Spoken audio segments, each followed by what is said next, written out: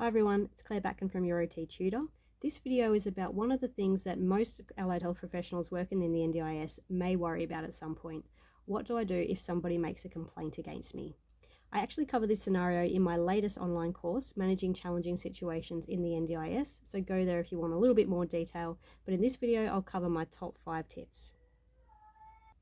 Number 1 is to know your company policies, ideally before you need to use them. So most companies will have their own processes for how clients can make complaints, who responds and how quickly they respond. So make sure you're aware.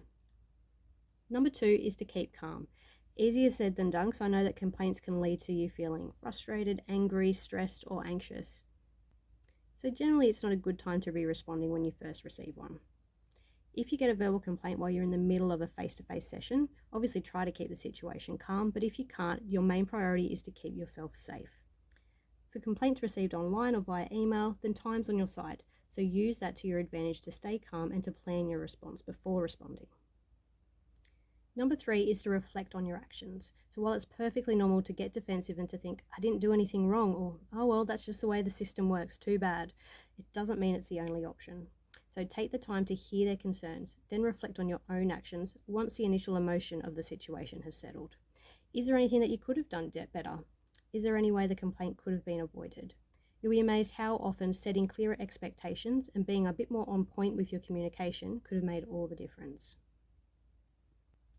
Number 4 is to get an outside opinion. So once you've done your reflection, chat it through with a peer or a supervisor. Is there anything that you've missed? Sometimes having an outside perspective of somebody not involved in the situation could give you some suggestions for alternatives that you didn't consider. And number 5 is to make changes. If you use some of those strategies and realize, you know what, I probably could have done things a little bit differently, then it's time for a quality improvement project.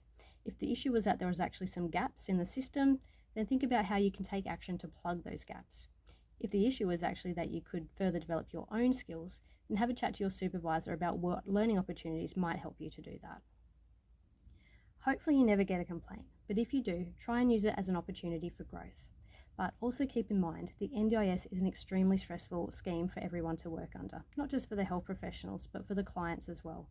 So sometimes you could just be the unlucky person that gets the outcome of all that stress and frustration, even when you've done nothing wrong. That happens too, but some reflection and supervision can be helpful. Thanks for watching.